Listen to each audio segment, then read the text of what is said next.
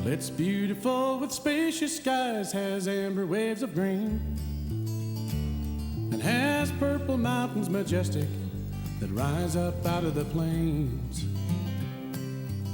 And all across America, from sea to shining sea, where the mountains and the prairies meet, is a place I need to be. Home is where Montana is my home. From mountain peaks to prairie lands, the places I have known. And I'm bound. Hello, I'm William Marcus. Welcome to the Backroads of Montana, a program focusing on interesting people and out-of-the-way places scattered across the Treasure State. Today, we're at the Lewis and Clark Caverns, which is between Whitehall and Three Forks. It's a vast labyrinth of limestone hallways, natural rooms, stalactites, and stone waterfalls. Despite the name, the caverns were not discovered by Meriwether Lewis or William Clark. When the expedition passed through this area in 1805, they had breakfast on the Jefferson River, which is just below here, but were unaware of the caverns' existence. We'll walk you through the caverns today. They're Montana's first state park. Our program focuses on Montana's Golden Triangle in the north-central part of the state. We'll visit a steam tractor museum outside Great Falls, a movie theater in Rudyard, and make other interesting stops along the way. Our first visit takes us to Choteau, a community situated where Montana's plains begin, along the east slopes of the Rockies. Montana artist Dana Boussard is a Choteau native. She's known for her large fabric murals that hang in public buildings across the West. For the St. Joseph Catholic Church in Choteau, she chose not to work in fabric, but glass, to create an inspirational work of art.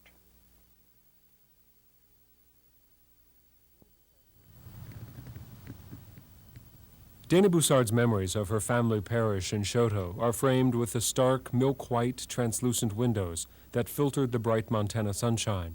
I was born, baptized, everything in this parish, my parents' parish. For years before, my mother had said, wouldn't it be nice if this little wonderful sweet church had stained glass windows in it? In 1982, Dana Boussard's father, Charles, died. He was a longtime Choteau dentist and one of its most respected citizens. Dana's mother's idea for the stained glass windows became a memorial to her father's service to the community. This daughter's tribute was inspired by the biblical story of the creation and by the colors and forms of the landscape that surround Choteau. That beautiful long stretch of landscape, all the wonderful buttes that just sort of are crisp and clean against that, and antelope running across, all of that's very near and dear to me. So by using the creation, which I find a very positive and uplifting symbol for the windows, I could put in the things that very naturally come to me. You know, the grasses, the environment, the trees, the animals, and so on. Boussard and stained glass expert Dennis Lippert worked for a year on the windows. Glass was a new medium for Boussard, and a far cry from the soft, plush fabric and dusty palette of colors that distinguish her art. Because of the fact that I haven't come from a traditional glass background, the windows are not drawn and designed as if one were a glass artist. Usually that's very geometric and very mathematical in the sense that you know what you can do and what you can't do. And since I didn't know any of those things, I had no concept of what I could and couldn't do in glass, I just did drawings. And you can look at especially the animal windows and the grass windows over here. Those are things you generally can't do in glass. Using handmade, hand-rolled glass that was cut, fused, painted, and etched with a sandblaster, Boussard created 14 windows.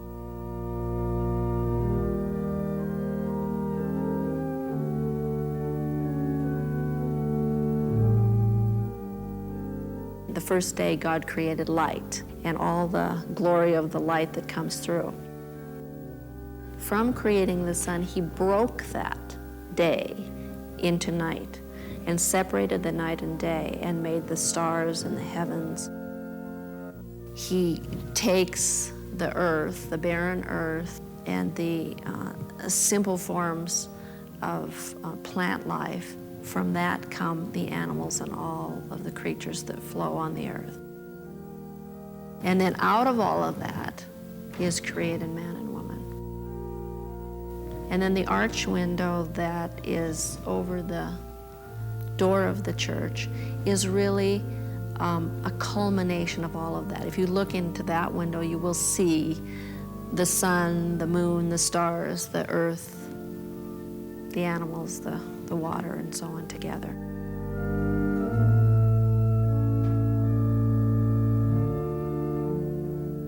For Boussard, these beautiful agate-like windows stir a lot of emotions. I guess, first of all, I have to say that, you know, I think of my father. This is a real memory tribute that I've done for him. And so it, you know, keeps our family alive within me. It's not just another art piece. It's something that I've done that I find really special for him. Secondly, Choteau's my place. It's where I came from. And these can reflect that. And they can reflect all the people in this parish, the families that I've known all my life, who've grown up with me and who are getting older with me. The windows in St. Joseph Catholic Church glow with all the colors of the rainbow. Both spiritually uplifting and calming, they express a daughter's love and religious faith.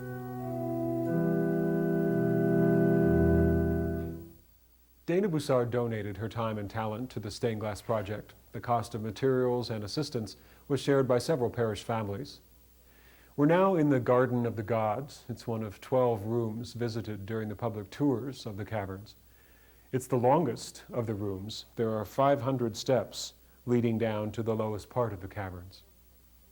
Although it's not as famous as these Lewis and Clark Caverns, our next stop is at a geologic feature south of Choteau, known as Priest Butte. It's famous for what's on top and the legend that surrounds it.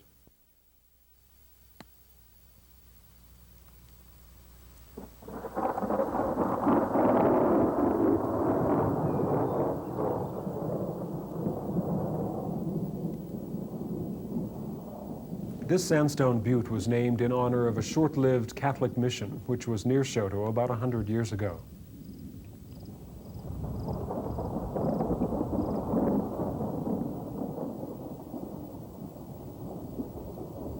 Legend has it that the 3 crosses are in memory of 3 priests killed by Blackfeet warriors. No record has ever been found to substantiate the gruesome story.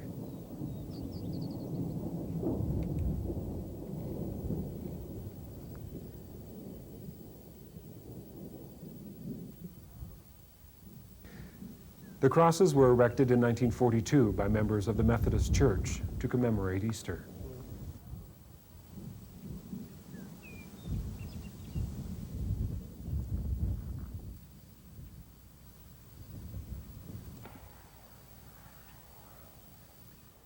One legend that surrounds our current location, the Lewis and Clark Caverns, tells of a Blackfeet woman who knew of a mountain that had a chimney of smoke coming from it. Well, even today, these caves breathe a column of condensation on very cold days. Steam and steam power figure in our next story as well. It's about a museum dedicated to the preservation and restoration of steam and gasoline tractors. The curator is Carl Mehmke, a retired farmer, who displays the massive machines that broke Montana's sod in the early parts of this century. At the Mehmke Steam Museum, Carl just loves to talk about tractors. This is a John Deere Linderman. That was a forerunner of the John Deere crawler tractors. This is a 1911 Rumley oil pull. It's a 1-cylinder and it's 15 horsepower. This is about a 1912 Hart Par 2-cylinder. It was a monstrous tractor in the way you... Carl Mehmke has a lot of tractors, so many in fact that they all can't fit in the large buildings on his farm east of Great Falls. This came from Opine, Montana. The tractors come from all over Montana in the west. Some date back almost 100 years. I believe this is probably the oldest. I'm told that it's about a 1898 model. This one came from Hamilton, Montana. I don't know what it was used in, probably a sawmill, but according to The Mehmke collection began when Carl's father kept the tractors he used while farming. When we first started collecting these tractors, they were being cut up for scrap iron, and we found quite a few of them in the scrapyard. People would bring them in whole and cut them up, and so he decided that he would want to collect a few of them and start a threshing bee. And he would find these tractors out on the farm and buy them and bring them home and refinish them, got them restored. When these tractors were being used, it took more than a few men to control the lumbering giants. On a steam tractor, you had to have a man steering it constantly. You had to have a man plowing on the plow. Then you had to have a man hauling coal or wood, and you had to have a man hauling water. And so it actually took about four men to operate a steam tractor when you were plowing. When you were thrashing, well, you could get by with less, but not very many less. It took a lot of men. The fireman is firing the engine. There's coal in this box here, and you shovel it out of there. And you shovel your coal, throw it in, and you try to spread the coal so it'll cover the whole top of the fire. And that steam comes from the top of the steam dome, or at the top of the boiler, and it picks up water as it goes through, siphons it out of the tank, which is underneath here, and will push it back into the boiler under its own pressure. Even when the tractors are steamed up today, there are safety concerns. Each year, a state boiler inspector uses an ultrasound test to indicate weak spots in the boiler. Because they are dangerous, and a lot of people don't understand it, but if you run low on water and you get what they call the crown sheet, red hot, and then put water in it, it will cause instant steam and they will blow up. So it's very important to keep water in it at a certain level. While tractors are the principal draw at the Mehmke Museum, they're not the only item to see. I have other things. I have some old cars.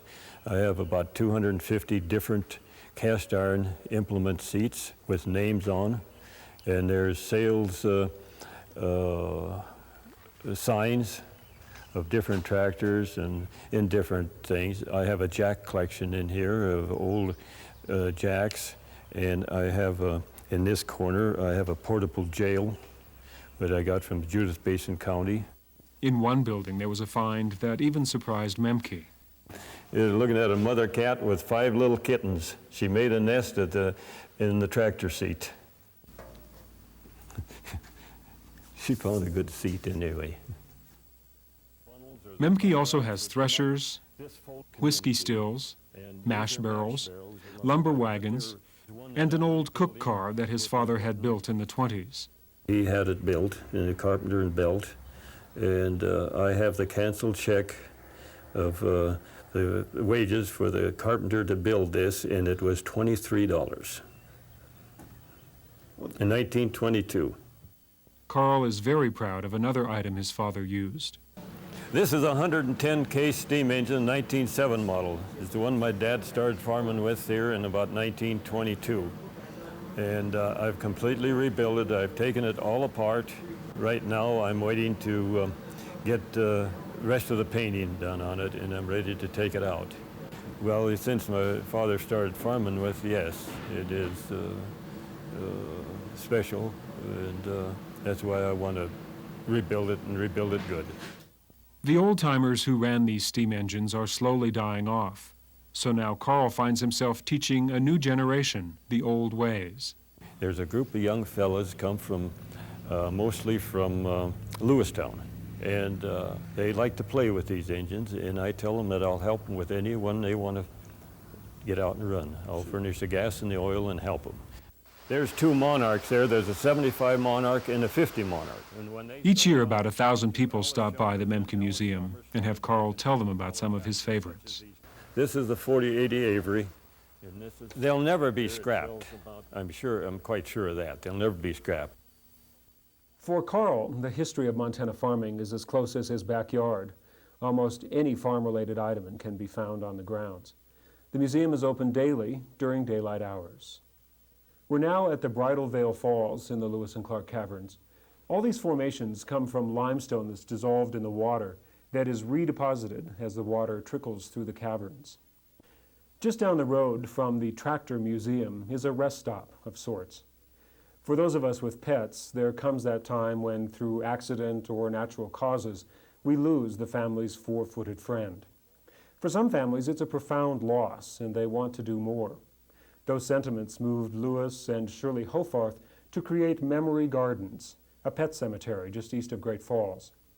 It's that final cool resting spot for Sparky, Dodger, or Rusty.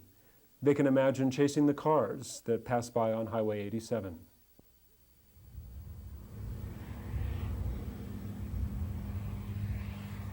About 360 dogs and 60 cats lay in this gentle hill overlooking the Rocky Mountains. Mixed among them are a few parakeets, guinea pigs, and even some mice.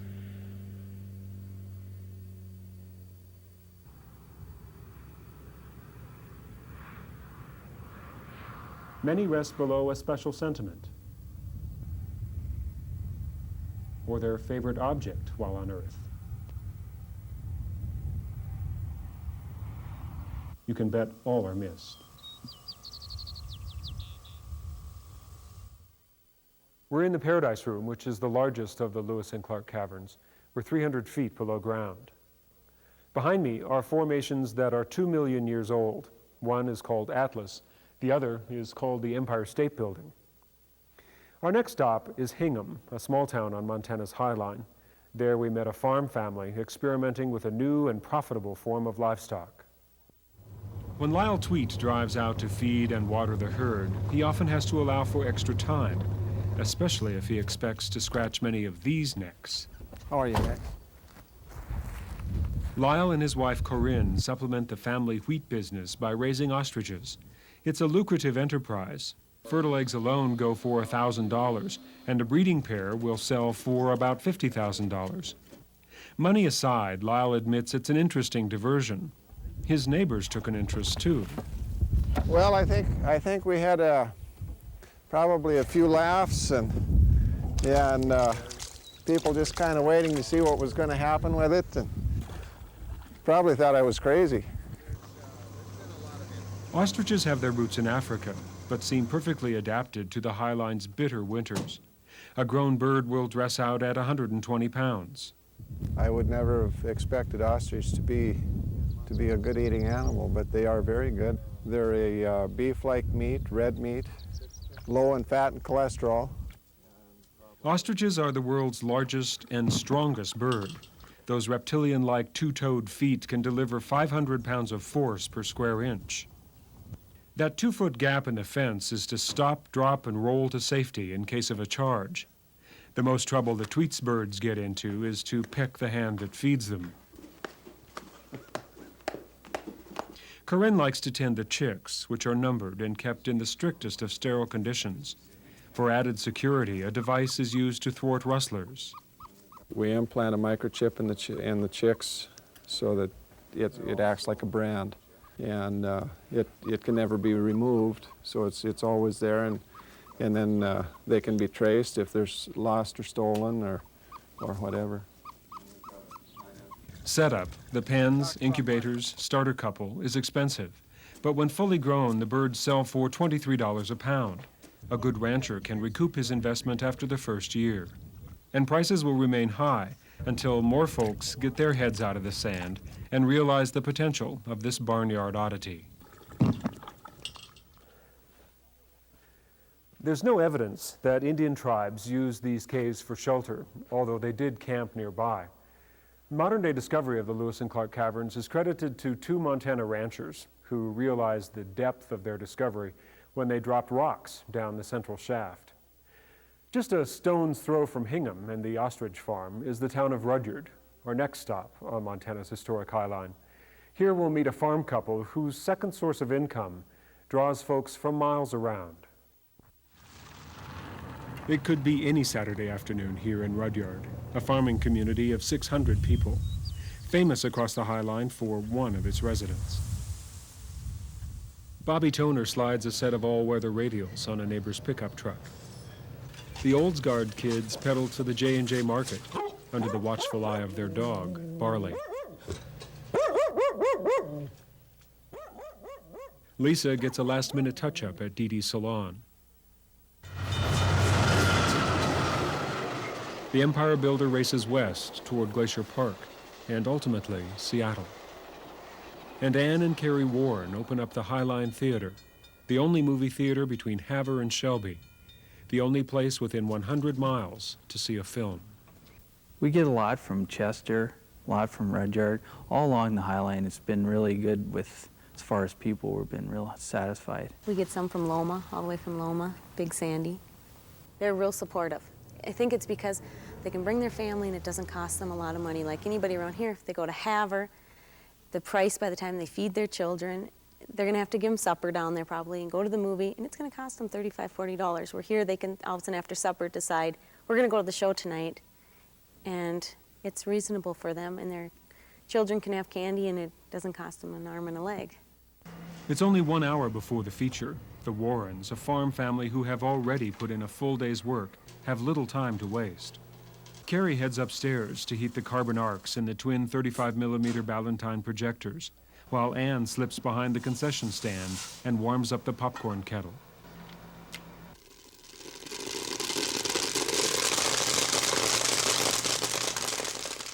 For many patrons, popcorn from this 45-year-old, well-seasoned kettle is a bigger draw than the coming attractions. Well, it's good popcorn. It's the only popcorn in any theater I've ever been to that is as good as this popcorn. It's still made in an old-time popcorn poppers, just like at home. Whether it's for the popcorn or the latest Hollywood release, residents travel up to 50 miles over gravel roads to the Highline Theater. There's no doubt that it's the Saturday night place to be. No, it's a focal point of the community on the weekends. Seems like that family-type atmosphere in that theater is what keeps them coming. The Highline's first owner was Albin Gustafson, who built the theater in 1949. Television hadn't yet arrived in the area, and the entertainment-starved community packed the house 6 nights a week.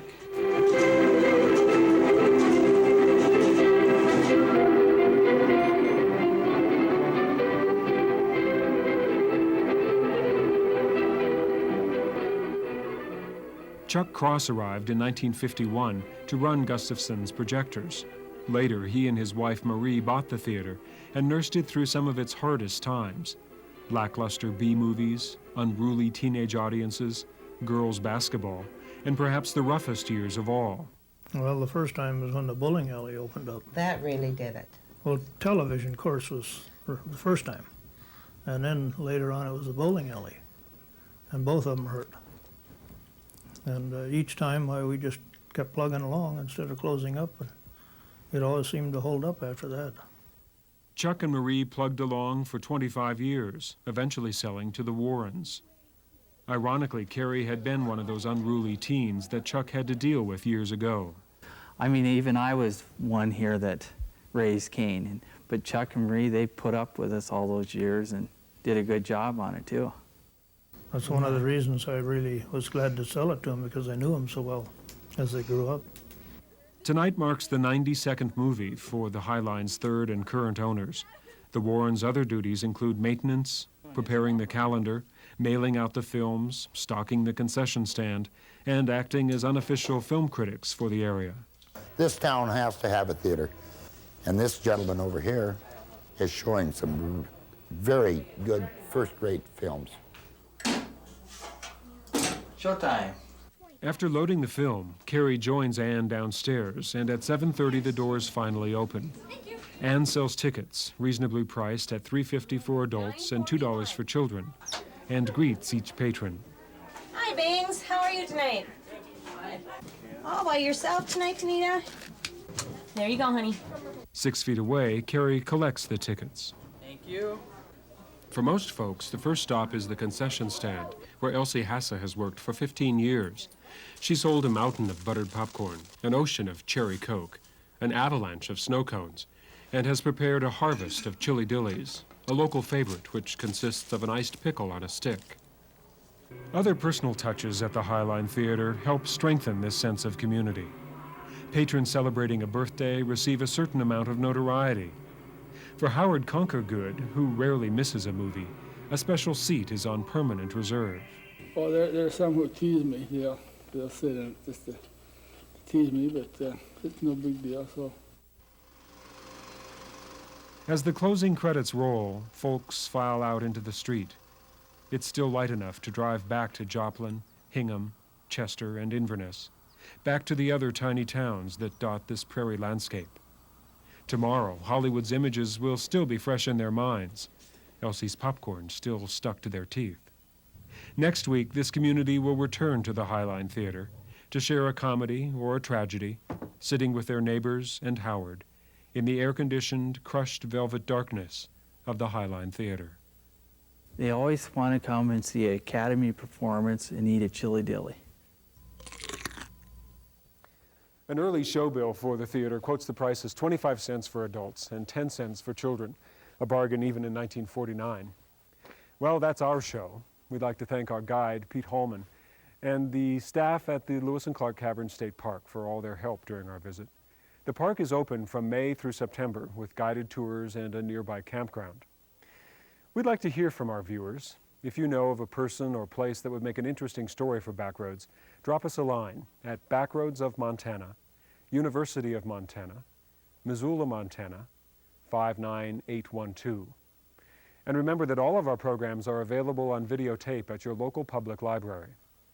As long as you keep watching, we'll keep covering the Backroads of Montana. I'm William Marcus. Thanks for watching. And I'm bound to ramble, yes, I'm bound to roam. And when I'm in off the road now, boys, Montana is my home. And it's a land of many waters coming down from mountains high.